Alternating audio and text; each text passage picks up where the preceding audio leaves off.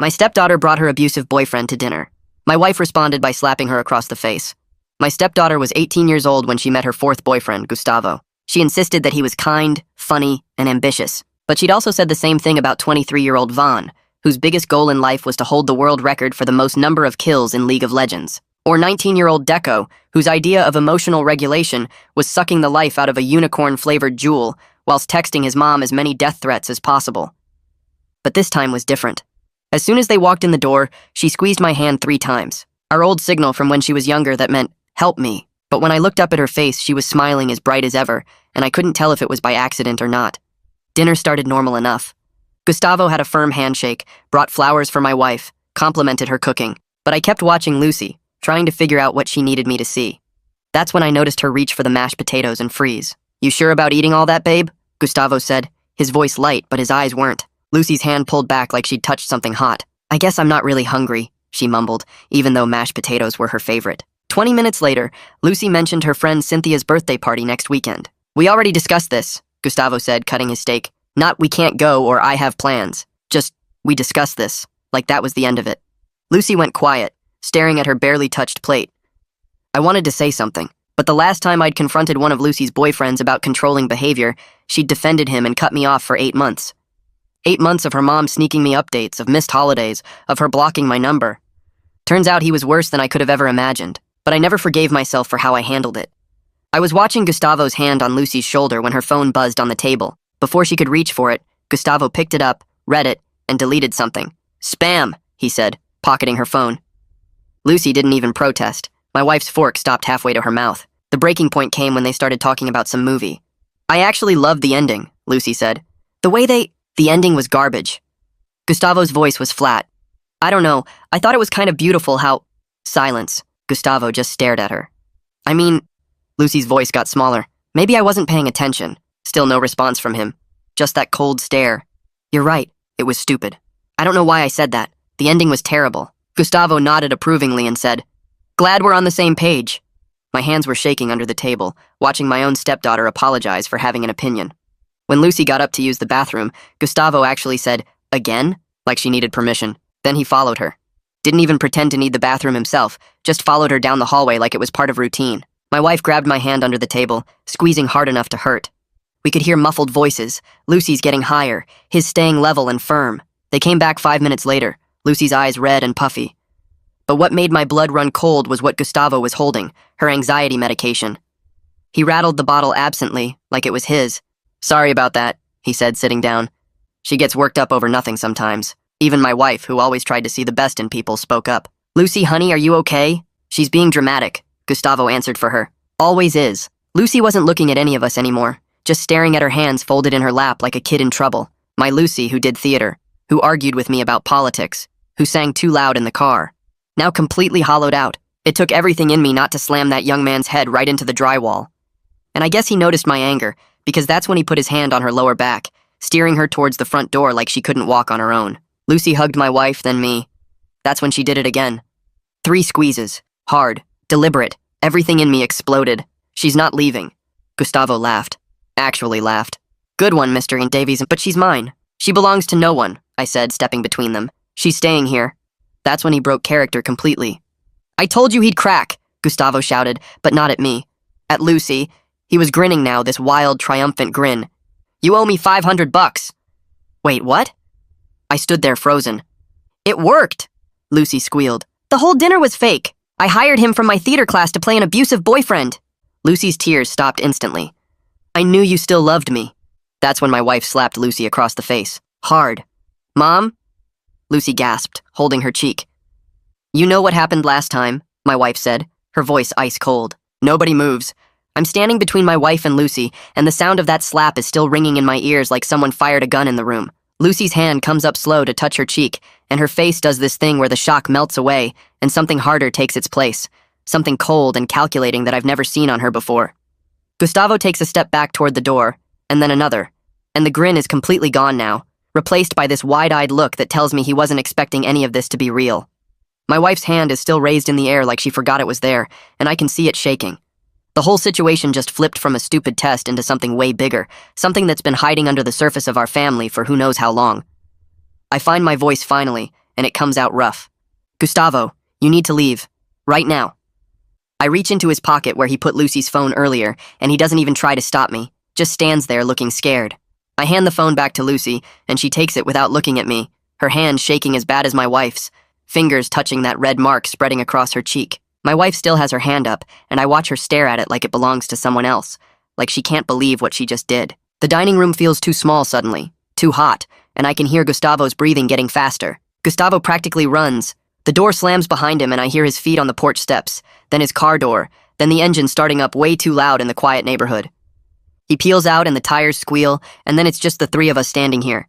Lucy and my wife are staring at each other across the dining room table, and neither of them is moving. The flowers Gustavo brought are still sitting in the center of the table, yellow roses that are probably fake now that I think about it.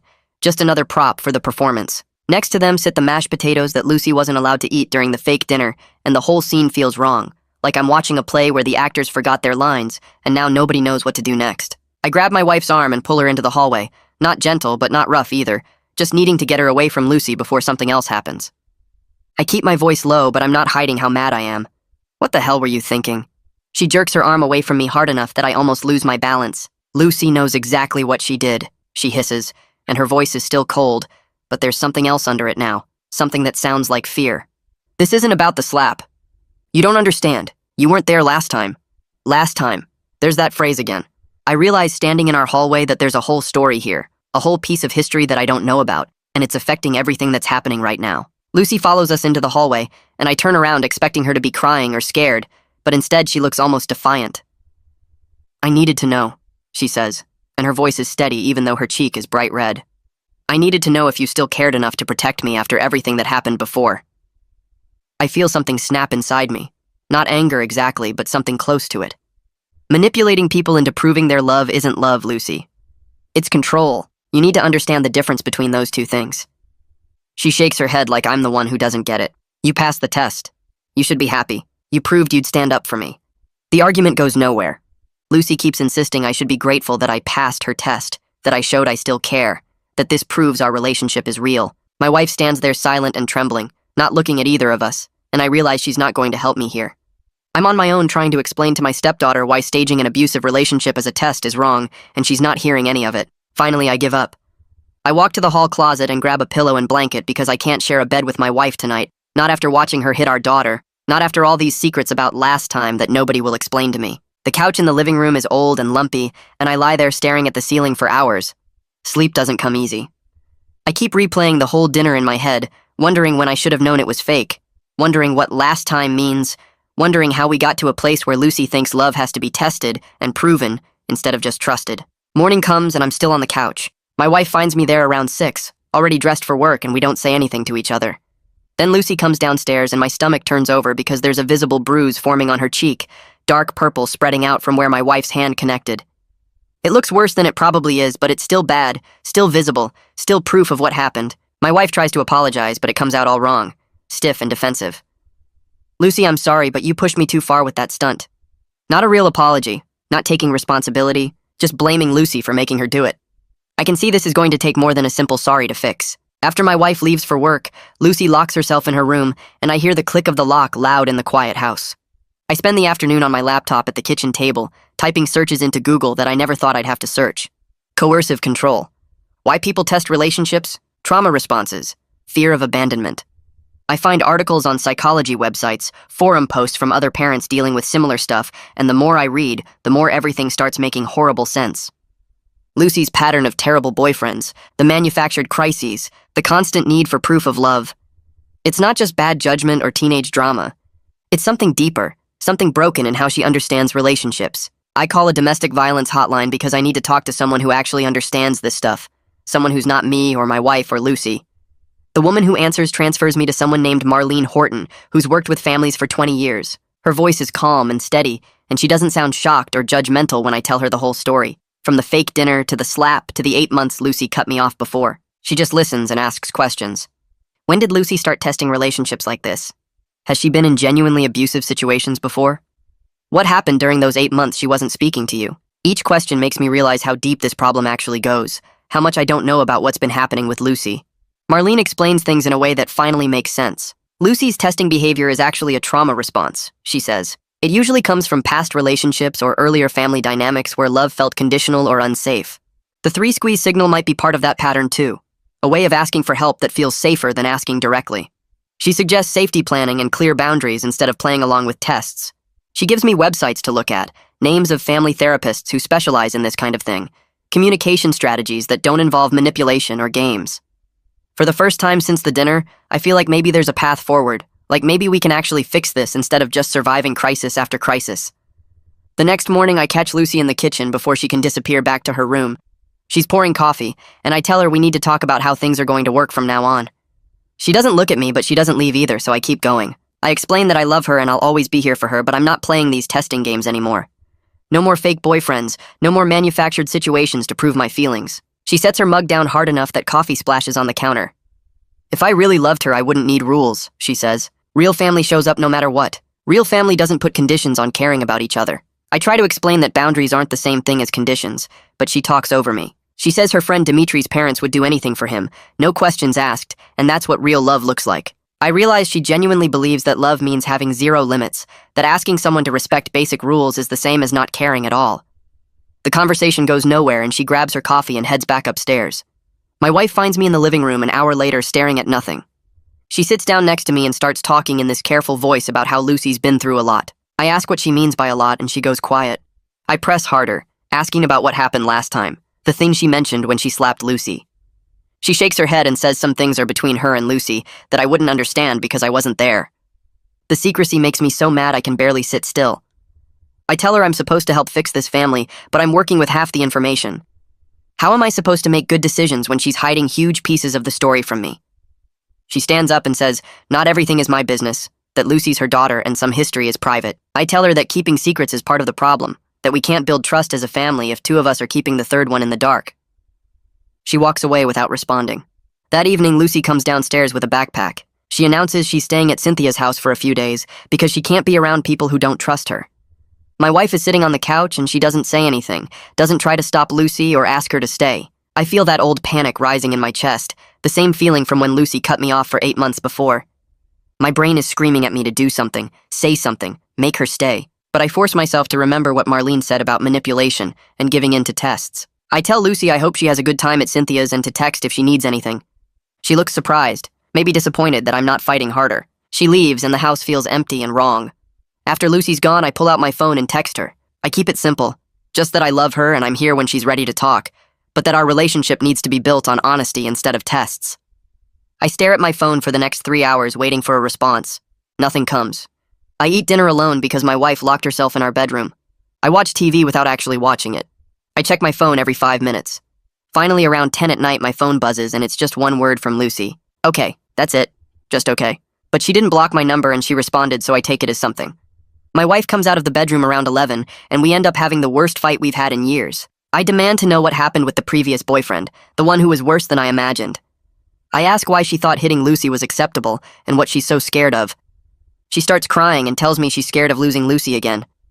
The 8 months Lucy cut us off nearly destroyed her. She couldn't sleep, couldn't eat, spent every day wondering if Lucy was safe or hurt or dead, but she still won't explain what triggered the cutoff or why she's so afraid it'll happen again. I push harder and she gets defensive, saying, I don't know what it's like to carry a child and raise them and watch them hurt themselves. I tell her that's not fair, that I've been Lucy's stepdad since she was 12 and I love her too. We go in circles until we're both exhausted and she goes back to the bedroom alone. I end up on the couch again. The next morning, my phone wakes me up with a notification. It's a long text from Lucy, way longer than anything she said in person. She writes that she's scared of being dismissed or pushed aside, that every time someone says they care about her, they eventually stop showing up. She creates these situations to test people because she needs to know if they'll actually fight for her when it matters. She says the dinner with Gustavo was supposed to prove I still cared enough to protect her, even after the 8 months of silence. It's not an apology exactly, and she doesn't say the testing was wrong. But it's honest in a way she hasn't been face to face, and I take it as progress. I read it 3 times before responding that I understand being scared, but there are healthier ways to ask for reassurance. She doesn't reply, but I feel like maybe we cracked something open. I spend the morning thinking about the actor story and something bothers me about it. I need to verify that the whole dinner was actually what Lucy claimed and not something worse. I look up Lucy's theater instructor online and find Sophia Horton's email on the college website. I send her a message explaining who I am and asking if she can confirm that Lucy hired Gustavo for a scene study project. She responds within an hour and agrees to meet me at a coffee shop near campus. When I get there, she's already sitting at a table with papers spread out. She confirms that Lucy did hire Gustavo for a project, but she admits she was worried about it. Lucy specifically asked for him to act intensely controlling, and it seemed too personal, too specific. Sophia says she almost pulled Lucy aside to ask if everything was okay at home, but she didn't want to overstep. Sophia keeps talking and mentions that Lucy has been choosing darker and darker material for her performances lately, always playing victims or people in crisis situations. She's worried Lucy is processing something real through her acting, using the stage to work through actual trauma instead of just studying technique. I thank her for the information and for caring enough to notice.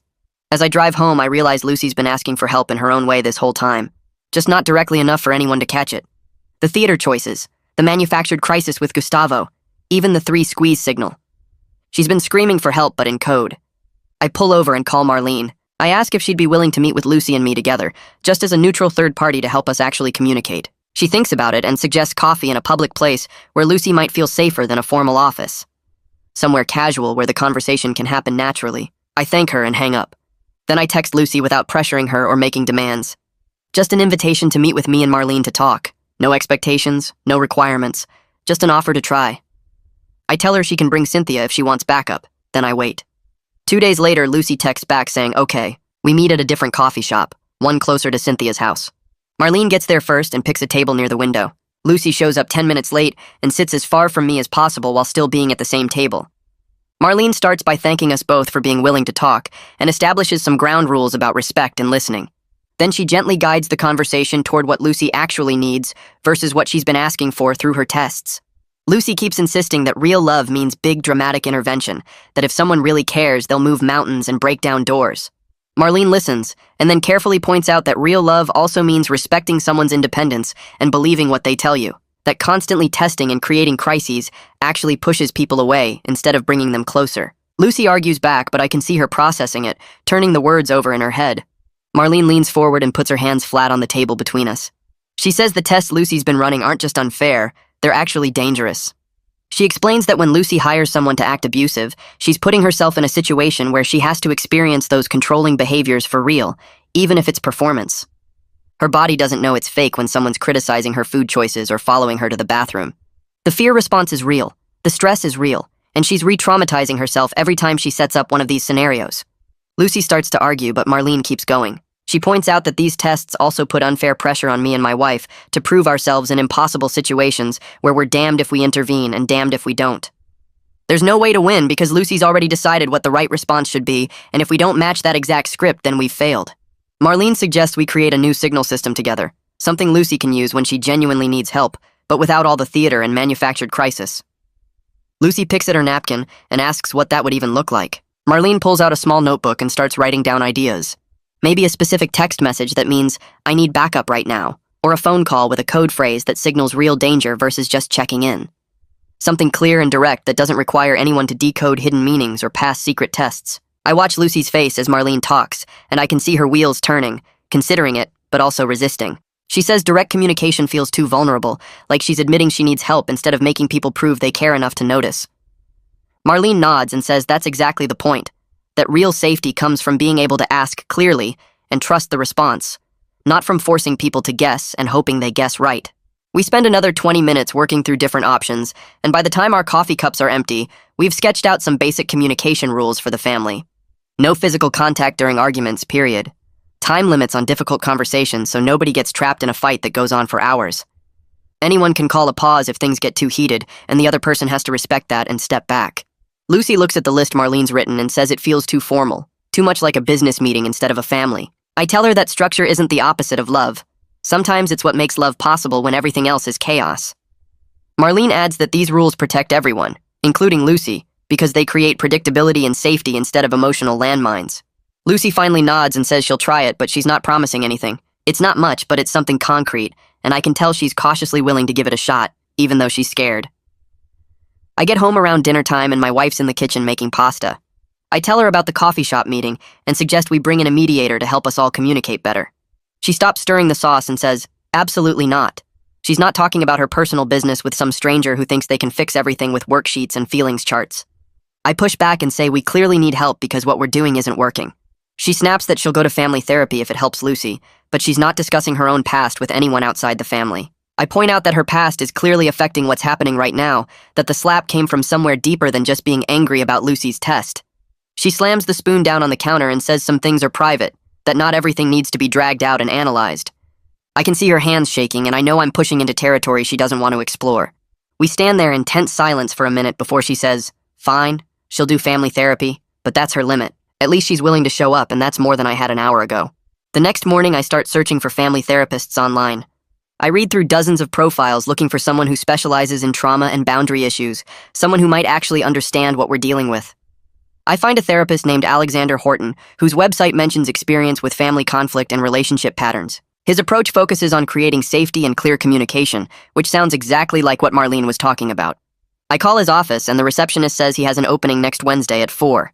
I book it immediately without even checking with my wife first, because I know if I wait, she might change her mind. The act of scheduling the appointment makes me feel like we're finally doing something constructive instead of just bouncing from crisis to crisis. I text my wife and Lucy the appointment details, and neither of them responds right away, but at least I've put it in motion. That evening, I find Lucy in her room scrolling through her phone. I knock on the doorframe and ask if we can talk. She shrugs, and I take that as permission to sit on the edge of her bed. I tell her I need to apologize for how I handled things with her previous boyfriend, the one before Gustavo's performance. I explain that I came in too hard and too aggressive, that I made demands instead of offering support, and I pushed her away when she needed me most. She puts her phone down and actually looks at me. I say I was so scared of losing her that I tried to control the situation, and in doing that, I became part of the problem instead of part of the solution.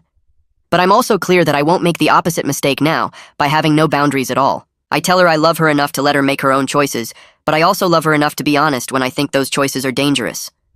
She listens without interrupting, and I can see her processing what I'm saying, trying to figure out if I mean it or if this is just another manipulation. I don't try to fill the silence, I just let her think. After a while, she asks what would have been different if I'd handled it better back then. I say I would have asked more questions instead of making statements. I would have offered resources instead of ultimatums, and I would have made it clear that I was there regardless of her choices, instead of making my support conditional on her leaving him. She nods slowly, and I can tell she's working through the difference between admitting fault and abandoning standards. Lucy starts talking about the ex who scared her, the one who came before Gustavo. She describes how he isolated her from friends by making her feel guilty every time she wanted to hang out with anyone else. How he tracked her location constantly, and would text her within minutes if she went somewhere he didn't approve of. She talks about how he commented on everything she ate, making her feel like her body was his project to manage. Her voice gets quieter as she tells me about a medical scare where she ended up in urgent care after he'd been pressuring her to skip meals for weeks. She'd been dizzy and weak and finally passed out at the school. The nurse called an ambulance and they kept her overnight for observation and fluids. Suddenly, the mashed potato moment from dinner makes sickening sense. Gustavo's comment about her eating wasn't just random acting choice. Lucy had specifically asked him to do that because it was her actual trigger, her real experience. She was testing whether I'd notice and intervene when someone controlled her food, because last time nobody had caught it until she was in the hospital. I feel sick thinking about how close we came to missing it again, and how the manufactured crisis was actually her way of asking if anyone would protect her from the real thing happening again. I hear the front door open, and my wife's voice calling out that she's home. Lucy and I are still sitting on her bed, and my wife appears in the doorway, asking what we're talking about. Lucy hesitates, but then continues her story, telling her mom about the medical scare and the hospital stay. My wife goes completely still in the doorway. Then she quietly admits she paid all of Lucy's medical bills from that incident without telling me. She says she didn't want to involve me because she was afraid I'd call the police or try to press charges, and then Lucy would have to choose between supporting a case against her boyfriend or protecting him. My wife was certain Lucy would choose the boyfriend and disappear again, so she handled everything quietly and kept me in the dark. She thought she was protecting both of us, but really she was just protecting herself from having to watch Lucy choose someone else over family again. I stand up from Lucy's bed and I'm shaking with anger. I ask my wife how she could keep something that serious from me, how she could watch our daughter end up in urgent care and not tell me. She follows me out into the hallway and says, "I don't understand what it's like to watch your child destroy herself and feel completely powerless to stop it." I counter that hiding the truth doesn't protect anyone, it just delays the explosion until everything's worse. She keeps saying I wasn't there during the 8 months Lucy cut us off. I didn't see what it did to her to lose her daughter. I remind her that I lost Lucy too during those months, that Lucy blocked my number just like she blocked hers. My wife's voice gets louder, and she says it's different when it's your biological child, that I can't possibly understand the specific terror of watching Lucy repeat her mistakes. I tell her that's bullshit, that being a step-parent doesn't mean I love Lucy less or worry about her less. We're standing in the hallway almost yelling now, and I can hear Lucy's door close as she shuts herself in her room. My wife says I'm making this about me when it should be about Lucy, and I say she's the one who made it about herself by keeping secrets and making unilateral decisions that affected all of us. In the middle of our argument, my wife suddenly breaks. Her voice drops and she tells me she was in an abusive relationship when she was a teenager, before Lucy was born. She says her boyfriend back then was controlling and manipulative, and when her own mother finally figured it out, her mother slapped her across the face for defending him. She says watching Lucy with controlling partners brings back every terrible memory of being that girl who couldn't see what was happening to her. She'd sworn she would never be like her mother, never resort to violence, never hurt her own child the way she'd been hurt. But then Lucy staged that dinner and my wife saw herself at 18, defending a terrible boyfriend, and something inside her snapped. She says she became exactly what she'd promised herself she'd never be, and now she understands why her mother did it even though it was wrong. The revelation hits me like a physical blow because suddenly everything makes sense. The secrecy, the fear, the violent reaction. Both my wife and Lucy are operating from deep trauma that I've been treating like simple bad judgment or poor decision-making. I stay up late that night after my wife goes to bed. I sit in the living room in the dark, thinking about my role as stepfather and where the limits of that role actually are. I can't fix their past, and I can't undo the patterns that were set before I even met them. But maybe I can help them not repeat those patterns going forward. Maybe I can be the stable point that doesn't react from trauma, the person who responds clearly instead of from fear. I think about Lucy's 3 squeezes and how they came from her bio dad trying to give her a safety signal. I think about my wife's mother slapping her and how that violence echoed down through the years until my wife did the same thing to Lucy. I think about all the ways trauma gets passed down and how hard it is to break those cycles when you're inside them. I don't have answers, but at least now I understand the questions better. It's not much, but it's something, and right now something is all I've got to work with. 3 days later, we walked into Alexander's office for our first session, and the air felt thick with everything we weren't saying. The waiting room had those generic nature paintings and a white noise machine that wasn't quite loud enough to cover the sound of someone crying in another room. My wife sat on one end of the couch, Lucy on the other, and I took the chair because sitting between them felt wrong. Alexander came out exactly on time, a tall guy maybe in his 50s with graying hair and the kind of calm face that made me think he'd heard worse than our story. His office had more of those nature paintings and a box of tissues on every surface like he was expecting tears. We all sat down on his couch and nobody looked at each other. Lucy picked at her nail polish. My wife stared at her hands. I watched the clock on the wall tick forward and wondered how long we could sit in silence before someone cracked. Alexander didn't waste time on small talk. He looked at each of us and said we needed to address the physical violence first because that was the biggest safety issue. My wife's face went red, but she nodded. He explained that hitting was never okay no matter what someone did or said, that physical safety had to be the baseline for any family work. He asked my wife directly if she could commit to never hitting Lucy again regardless of what happened. My wife said yes in this small voice I'd never heard from her before.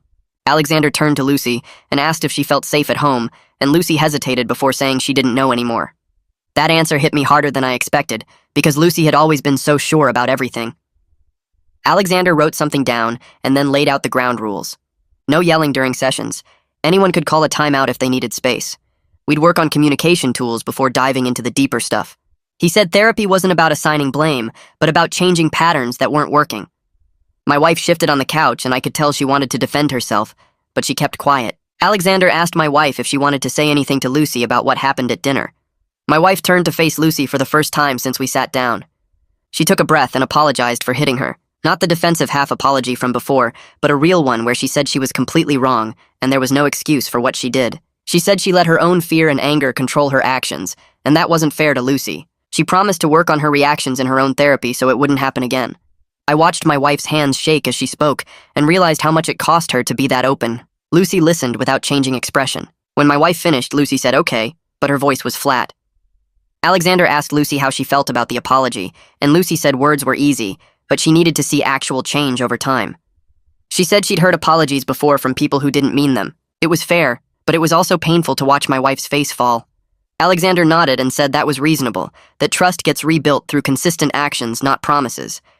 He asked if Lucy had anything she wanted to say about the dinner stunt, and Lucy crossed her arms. She said she knew it was messed up, but she didn't know how else to find out if I still cared after everything that happened before. Alexander asked what happened before, and Lucy got quiet. I jumped in and explained about the 8-month cutoff when I confronted her previous boyfriend. Lucy said I made her choose between her family and someone she loved, and she picked wrong.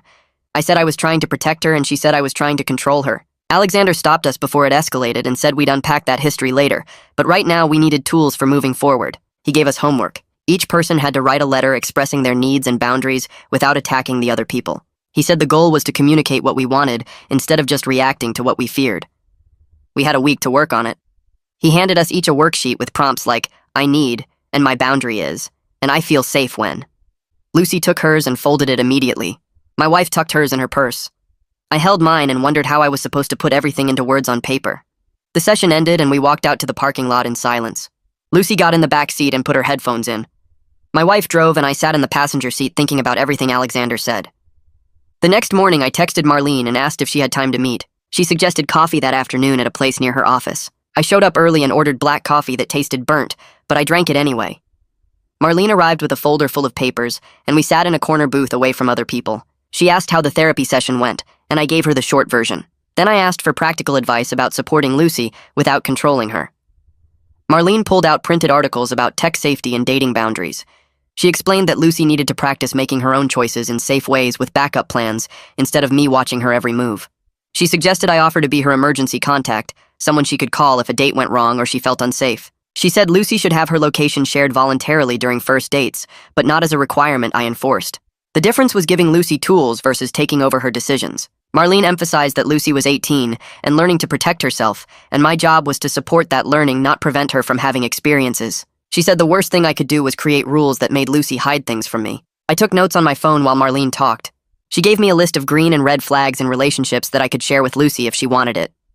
She said some parents do practice dates with their kids to talk through scenarios, but only if the kid was open to it. By the end of coffee, I felt like I had actual steps to take instead of just panic and worry.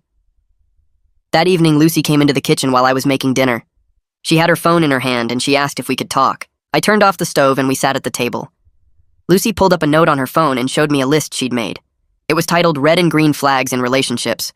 The red flags included things like controlling what she wore, checking her phone without permission, and isolating her from friends. The green flags included respecting her opinions, supporting her goals, and accepting when she said no.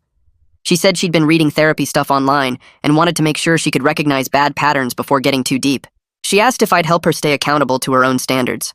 I felt something shift in my chest because she was asking for support instead of testing me. I told her yes immediately. I said I wouldn't monitor her like a prison guard, but I'd be honest if I saw red flags and I'd trust her to make her own choices. Lucy nodded and saved the list. She asked if I thought she'd ever find someone who actually respected her boundaries, and I said yes, but it might take time to find the right person. We sat there for a minute in comfortable silence. Then Lucy admitted she was scared nobody would ever love her enough to stay without being manipulated into it. I told her I was scared too, scared of pushing too hard and losing her again or backing off too much and failing to protect her when she actually needed help. We just sat with that fear together, without trying to fix it or make promises we couldn't keep. Later that night, after Lucy went to her room, my wife and I had a long conversation in our bedroom. We finally got on the same page about our approach. No more tests from Lucy, no more violence from my wife, no more secret rescues or decisions that left the other person out. My wife said she was scared of losing Lucy, and I said I was too, but our current patterns were pushing Lucy away faster than anything else could. We agreed to try something different, even though it felt uncomfortable and uncertain. We didn't have all the answers, but at least we were working together instead of against each other. 2 days later, Lucy mentioned she'd messaged Gustavo to thank him for playing along with the dinner scene. She brought it up casually while we were watching TV like it was no big deal. I felt that old alarm bell ringing in my head. Keeping contact with the fake abusive boyfriend seemed like a boundary issue even though he was just acting. But I took a breath and asked her about it instead of lecturing. Lucy said she felt bad that he'd gotten dragged into family drama, and she wanted to make sure there were no hard feelings. I asked if she planned to stay in touch with him, and she shrugged and said probably not, but they had theater class together so she'd see him around. I told her I understood, but I was worried about blurring lines between acting and reality. Lucy rolled her eyes, but she didn't get defensive. The next morning, Lucy came downstairs looking upset. She showed me her phone where Gustavo had posted about the whole dinner stunt on social media. He'd written it up as a funny theater story without using Lucy's name, but he included enough details that people from the school figured it out. Friends were commenting and asking Lucy questions. She was completely mortified. Lucy blamed me for making her feel like she needed to test me in the first place. She said if I'd just been a normal parent who trusted her, she never would have hired Gustavo, and none of this would have happened. I stayed calm even though I wanted to yell. I pointed out that her choices created the situation. I said I was trying to understand what happened, so I could respond the right way instead of just reacting blindly. Lucy said I humiliated her by checking with Sophia about the actor story, that I treated her like a child who needed verification. I explained that after everything that happened, I needed to know if the situation was real or staged before deciding how to handle it. Lucy said I should have just believed her, and I said she'd just spent an entire evening lying to my face, so trust was complicated right now. We went back and forth until Lucy stormed off to her room and slammed the door. I pulled out my phone and found Gustavo's number through the theater department contact list. My hands shook a little as I typed out the message explaining that the post was causing real problems for Lucy at the school, that people were gossiping and asking questions she didn't want to answer. I kept it short and direct, asking if he could take it down. He responded within 10 minutes saying he had no idea it would blow up like that he thought it was just a funny behind-the-scenes story. The post disappeared from his account 20 minutes later. Lucy came out of her room an hour later and saw me on my phone. She asked what I was doing, and I told her I'd contacted Gustavo about the post. Her face went red and she accused me of controlling her story, of making decisions about her life without asking. I stayed calm and explained that the post was causing ongoing harm, and I did what I thought was right to protect her from more fallout. She said I had no right to speak for her, and I agreed, but I also wasn't going to sit back and watch her get hurt when I could do something about it. She went back to her room without another word. Our second therapy session happened 3 days later. Alexander had us sit in a triangle formation with him at one point, and Lucy and me at the other two. He explained we were going to practice different ways Lucy could ask for help without creating crisis situations. Lucy crossed her arms and said this was stupid, that she knew how to ask for things. Alexander stayed patient and said we were going to try it anyway. He gave Lucy a scenario where she needed a ride home from a party and felt unsafe. She was supposed to practice calling me directly instead of sending coded signals or creating a test. Lucy rolled her eyes and pretended to make the call, her voice flat and sarcastic. Alexander stopped her and asked her to try again with real feeling, imagining she actually needed help. She resisted for another few minutes, making jokes and deflecting, but Alexander kept redirecting her gently back to the exercise. Finally, she tried it for real, her voice getting smaller as she said the words asking for a ride. Something shifted in the room when she actually said it out loud without the protective layer of sarcasm. We did 3 more scenarios. One where Lucy disagreed with a boyfriend about plans. One where she felt uncomfortable with someone's behavior.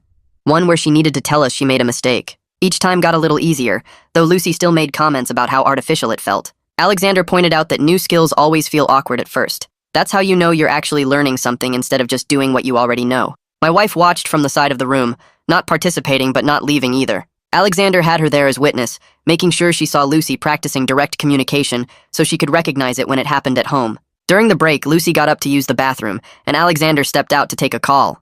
I sat there looking at the role-play cards he'd left on the table, each one with a different scenario written out. When Lucy came back, she sat down next to me instead of across from me. She picked up one of the cards and turned it over in her hands. Then she said something that made my chest tight. She told me the 3 squeeze signal came from her bio dad, that he taught it to her when she was really little in case she ever felt unsafe around other adults.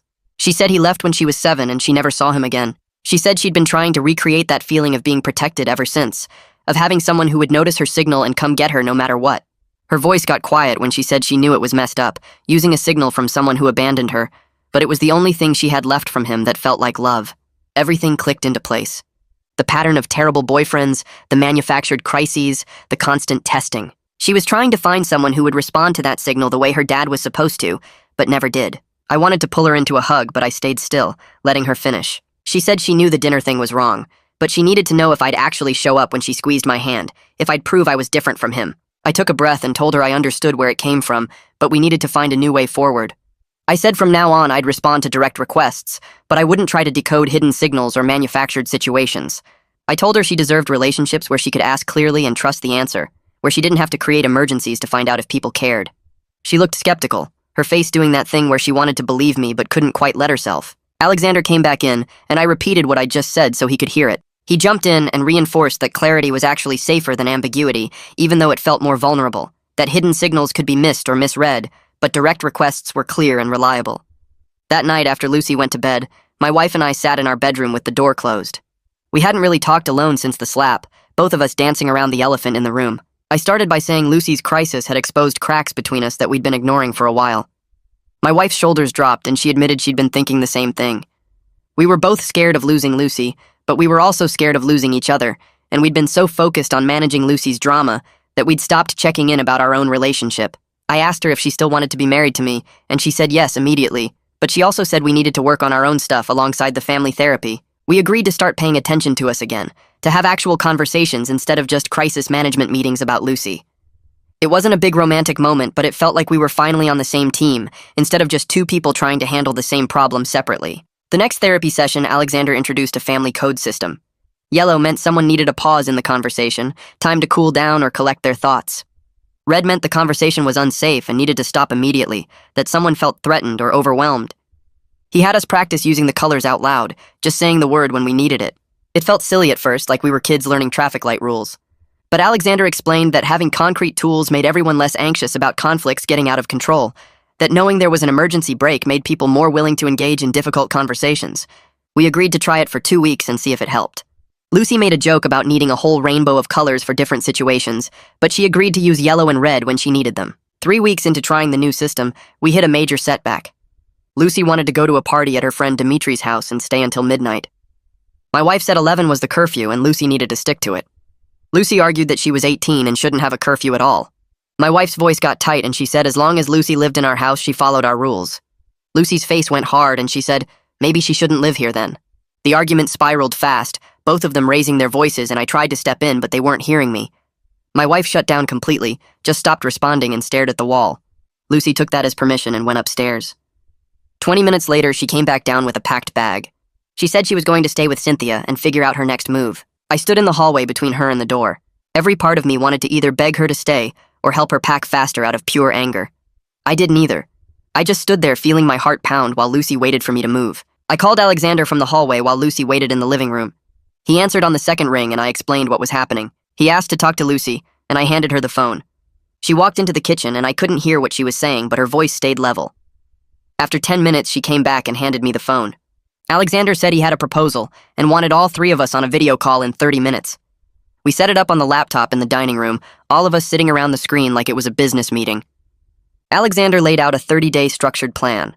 Lucy would stay home and we'd have written boundaries that everyone signed, including specific consequences if anyone broke the agreements. He'd already drafted a basic template, and he shared his screen so we could see it.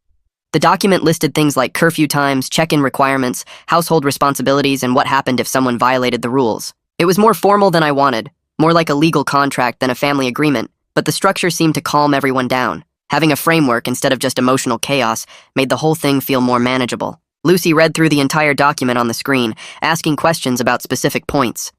She wanted clarification on what counted as a curfew violation and what the consequences would be. Alexander walked her through each section patiently. My wife and I had our own pages outlining what we'd do and wouldn't do. Things like no physical contact during arguments and no making unilateral decisions about Lucy's life. Seeing it all in writing made it feel real and accountable instead of just promises we might forget under pressure when emotions ran high. Lucy agreed to the 30-day trial after reading everything twice. Alexander sent us each a copy, and we all signed our names at the bottom, taking photos of the signed documents to keep as records. It felt strange signing a contract with my own stepdaughter, but it also felt like we were finally taking this seriously, instead of just hoping things would get better on their own. The next morning, Lucy came downstairs and asked if she could show me something. She pulled out her phone and opened her social media apps.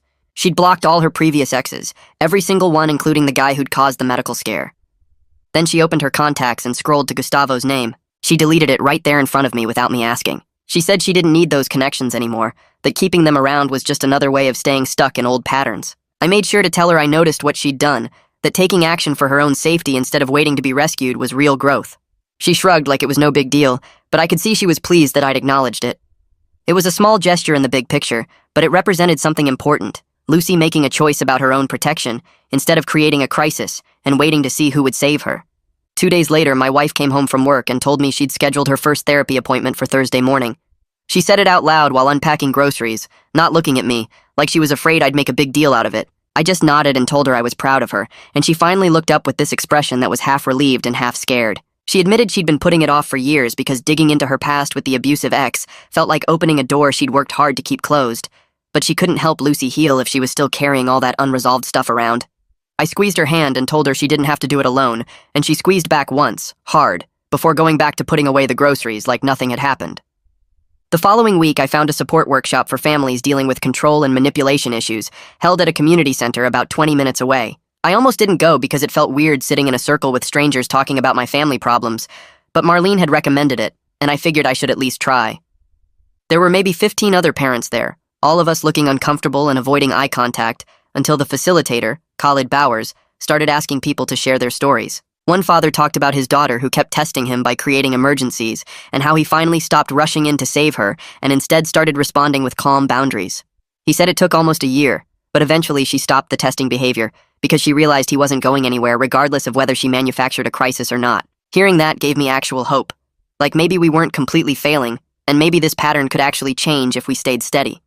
After the workshop, I texted my wife about what the father had shared, and she wrote back that her therapist had said something similar about consistency being more important than dramatic gestures.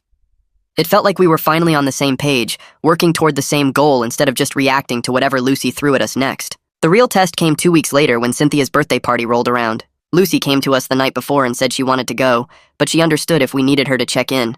And we worked out a specific time for her to call instead of us tracking her location or showing up unannounced like we'd done in the past.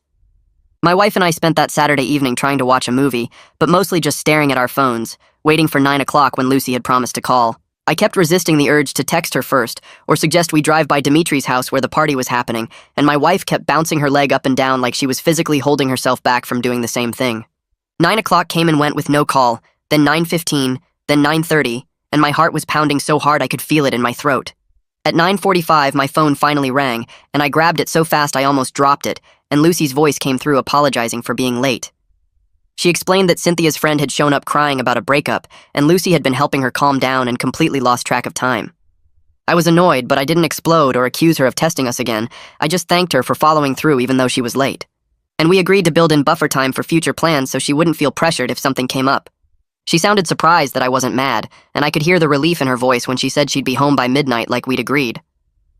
The real victory came around 11:30, when my phone buzzed with a text from Lucy saying some guy at the party had been getting pushy about her giving him her number and she'd left early on her own. She'd called a ride and was already heading home, and she just wanted to let us know she was safe and would be there in 15 minutes. I showed the text to my wife and we both just sat there staring at it, realizing Lucy had protected herself without needing us to rescue her or create some big scene. She'd handled an uncomfortable situation by removing herself from it and then told us about it afterward, which was exactly the kind of self-advocacy we'd been working toward in therapy. When she got home, she seemed almost proud of herself, telling us the guy had tried to follow her outside, but she'd already gotten in the car and locked the doors. My wife hugged her and told her she'd done exactly the right thing, and Lucy actually smiled instead of getting defensive or making it into a bigger drama than it needed to be. The next week, we decided to try a family dinner redo, just the three of us without any fake boyfriends or manufactured tests. We watched a movie together first, some action thing with a twist ending, and then sat down to eat while talking about what we'd just seen. My wife said she thought the twist was too obvious, and she'd figured it out halfway through, and Lucy disagreed and said she'd been completely surprised by it. I waited for the tension to spike, for someone to get defensive or shut down, but instead they just kept talking about their different interpretations like it was a normal conversation. Lucy explained why she thought the clues were misleading, and my wife acknowledged she might have missed some of those details, and nobody apologized for having an opinion or tried to make the other person wrong. It was such a small, normal thing. But after the disaster of the Gustavo dinner, where Lucy had to retract her own thoughts just to avoid conflict, being able to disagree without anyone treating it like a crisis felt massive. A few days later, Sophia called me and asked if we could talk about Lucy's progress. She mentioned that Lucy had completely shifted her theater project from the dark victim roles she'd been choosing to a piece about consent and boundaries in relationships. Sophia said Lucy was using her acting to process her experiences in a healthier way, exploring these themes from a safer distance instead of living them out in real life. She thought it was helping Lucy understand her own patterns, seeing them played out on stage by other people and recognizing the warning signs she'd missed before. I thanked Sophia for keeping an eye on Lucy and for letting me know about the project shift, and she said Lucy had actually asked if I'd come see the final performance in a few weeks. The fact that Lucy wanted me there to see her work through this stuff publicly felt like another sign of progress, like she wasn't hiding anymore or creating tests, but actually inviting me into her process. Our next therapy session with Alexander started with Lucy bringing up the slap. She said it still hurt when she thought about it, and she needed to know it wouldn't happen again, that she couldn't feel safe at home if she was always worried about someone losing control. My wife agreed immediately without getting defensive, and Alexander guided us through creating a specific protocol for what happens if anyone gets physical in the future. We decided that the person who crossed the line would leave the house for 24 hours minimum, giving everyone space to cool down and regroup before trying to talk about what happened. Lucy wanted it written down, so it wasn't just a promise we might forget under pressure, and Alexander helped us draft it right there in the session. Having those steps laid out in black and white made everyone feel safer, knowing there was a plan instead of just hoping we'd all do better next time without any structure to support that intention. We spent the rest of the session drafting a repair protocol for any future violations of our family agreements. Alexander suggested immediate timeout when someone breaks a rule, followed by a written apology within 48 hours, explaining what happened and taking responsibility without making excuses. Then, before resuming normal family life, the person who violated the boundary would have a restorative conversation with Alexander to make sure they understood the impact and had a plan for handling similar situations differently. Lucy read through the whole protocol twice and asked questions about specific scenarios, making sure she understood exactly what would happen if she broke curfew, or if my wife lost her temper again, or if I overstepped trying to protect her. We all signed it at the bottom, just like we'd done with the 30-day plan, and Alexander kept a copy in his files, so we couldn't just pretend it didn't exist if things got hard later. After the session, my wife and I sat in the car for a while before driving home, debriefing about everything that had come up. We recommitted to not keeping secrets from each other, even when we were scared of how the other person would react to the truth. She admitted she was still scared Lucy would cut us off again if we pushed too hard or set boundaries she didn't like. And I acknowledged that fear while pointing out that our old patterns of hiding things and trying to manage Lucy's reactions were actually pushing her away faster than honesty ever could. She nodded and said her therapist had told her the same thing, that trying to control outcomes by withholding information just created more chaos in the long run. We agreed to check in with each other every week about anything we were tempted to hide, giving ourselves a chance to talk it through before the secret became another wedge between us. It wasn't a perfect solution, but it was something concrete, another structure to help us stay aligned instead of working against each other out of individual fear. A few evenings later, Lucy found me in the kitchen doing dishes and came up beside me at the sink. Her hand found mine under the running water and squeezed 3 times, deliberate and clear. Instead of just squeezing back like I always had, I dried my hands and turned to face her. "Do you need help with something?" The words felt strange coming out loud, breaking our silent code. Lucy looked surprised, her eyes going wide for a second, then she nodded. "I have this huge test tomorrow in chemistry and I'm freaking out about it." We sat at the kitchen table and she pulled out her notes and I listened while she talked through everything that was making her nervous. She kept apologizing for bothering me, and I kept telling her she wasn't a bother, that this was exactly what I wanted her to do. We talked for over an hour about the test and her anxiety and some stuff with friends at the school, and the whole time I kept thinking about how different this felt from the dinner with Gustavo. The signal hadn't disappeared, but it had changed into something better, a way to start a conversation instead of a secret test. The next morning I sat down with a piece of paper and wrote out what I needed to remember when things got hard. Love her enough to let her make choices.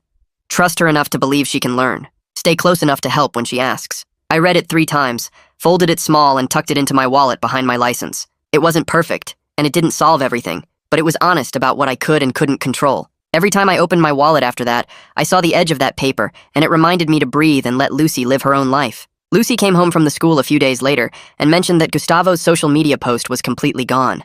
She said the gossip had mostly died down, people were already focused on other drama, the way high school always moved on to the next thing. What surprised me was how she talked about it, matter of fact and calm, not blaming me for checking with Sophia or getting involved.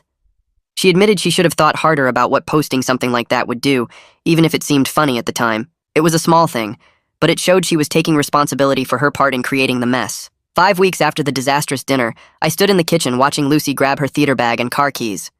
She told me what time rehearsal ended and when she'd text to check in, no prompting needed. Just clear information freely given. My wife came up beside me and took my hand as Lucy headed out the door, and I felt her squeeze once, gentle and sure. I squeezed back the same way, one clear squeeze that meant I heard her, and I was here. We weren't perfect, and we still had hard conversations about boundaries and trust, but nobody was testing anyone anymore, and nobody was hiding bruises or keeping secrets. Lucy waved from her car before backing out of the driveway, and the house felt calmer than it had in months, like we were all finally learning to ask for what we needed instead of forcing each other to guess.